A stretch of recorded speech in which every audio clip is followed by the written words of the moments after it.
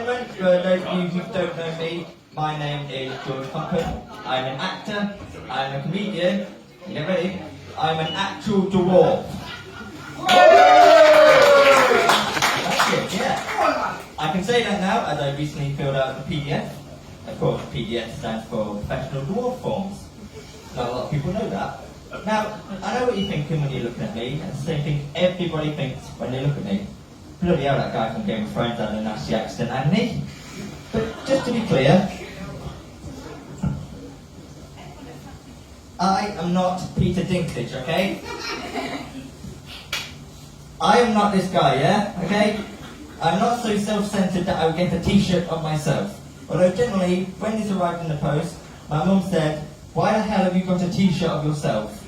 I said, "How often have you ever seen me ride a skateboard on a scooter?" But yeah, good point, you don't do any exercise. Yeah. Alright, Mum. Now, I want to tell you something about myself.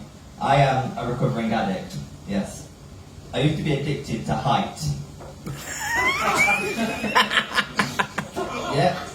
Like a good few years ago, I used to go outside, go to my dealer, and get inches.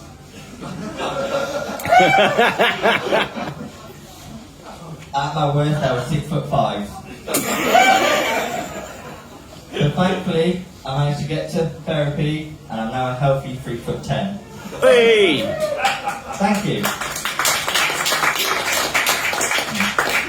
The rehab I went for was the trouble with abnormal tallness therapy, or TWAT for short. Now, something else about me, I suffer a lot from pins and needles. If you don't know what pins and needles are, you're a git. Basically, what they are is when I'm sitting down, like you lot are, my legs will decide, right, you're staying here, and they'll just die. But that's not the bad thing. Yes, it hurts, but the bad thing is trying to get them to wake up. Because I've got to do this. Ow. Now, imagine me doing that in public. Yeah, if I'm sitting on a bench, and suddenly I'm just looking at someone like this, and I'll start going... I once did that, and the guy next to me started doing it as well. I thought you started a flash mob. But it's worse in school, when I have to wake my leg up, because obviously I did that again. But imagine me doing that with a desk there. Yeah. I've got a maths teacher looking at me going, "You okay, George?" "Yeah, just fine. Carry on." Really interesting. But the other way to get awake is I have to walk it off. And unless I'm at home, that looks dodgy as fuck. Because at first they don't work. And nothing in public looks as dodgy as this. From this to straight away. So if someone's watching me, they're thinking, "Is that dwarf to..." Never mind. Now, with all the sports going on with Wimbledon and whatever football is, I don't care about it, I thought I'd give you my sports story. Now, at school, one of my favourite days was sports day. Yeah, I know what you're thinking, but listen. And the reason being, because I did bugger all, sat on the grass with my mates who were in different years, and just spent the whole day chilling. Peace. Except for this one year, where a few weeks beforehand, when we were writing down who's doing what sport, and I kept my hand down, didn't say a word. Right at the end, the teacher goes, "Right, whoever's not put their name down is automatically on the reserved list." Yeah, I thought, that should be okay. I forgot my teachers and other students are twats. So anyway, got to that lunchtime, hadn't heard a word, but I'm good. It's going to be a good day. Then I've heard rumours. "George, you've been picked. George, you're doing sports this afternoon." Okay. So the head of the year comes up to me and says, "George, you've been randomly selected to do the sport this afternoon." I went, "Okay, what is it?" "The long jump."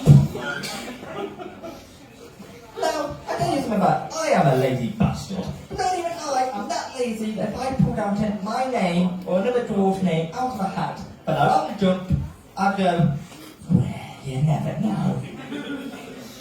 The worst bit, I was expecting all my students to go, "He can't do it, come on, get someone else." No! They went, "Come on, George, you can do it." The worst one was someone said to me, "Don't let us down, George." Really?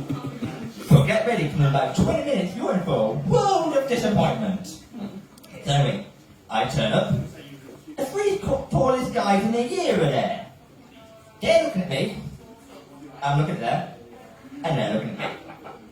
I love that bit, because it's the only time I can ever pretend I'm looking down on someone. Thank you.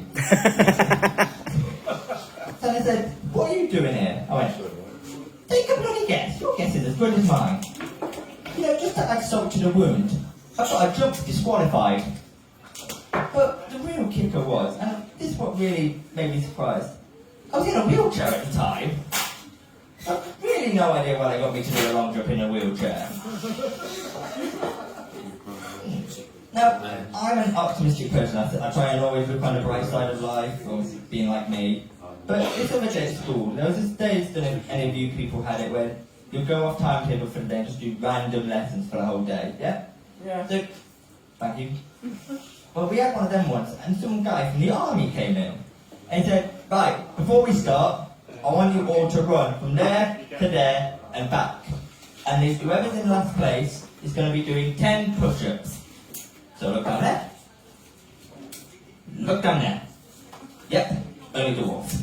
Because that's where I'm recovered from the height, you see. So I put my hand up and said, "Good me, mate." Went, "Yes." I said, "Do you mind if we cut that bit out and I just do 10 push-ups now? Because I'm going to play 20 quid. I'm going to lose. Heck, even the fat kid's going to trip, bounce and beat me." He said, "No. You gotta believe in yourself. You never know." Well, I thought I was optimistic, but this guy's just taking a piss and showing me a whole different world. And again, to add insult to injury, I was on crutches at the time. So I thought, oh god, let's see how this goes out. Somehow I won. But now, during lockdown, we all got different activities, started doing different stuff. I started baking, and I really enjoyed it. I thought, I know, I'm going to create my own baking company. But annoyingly, the name Little Mix has already been taken. Ladies and gentlemen, I've been George Coppen. You've been wonderful. Thank you.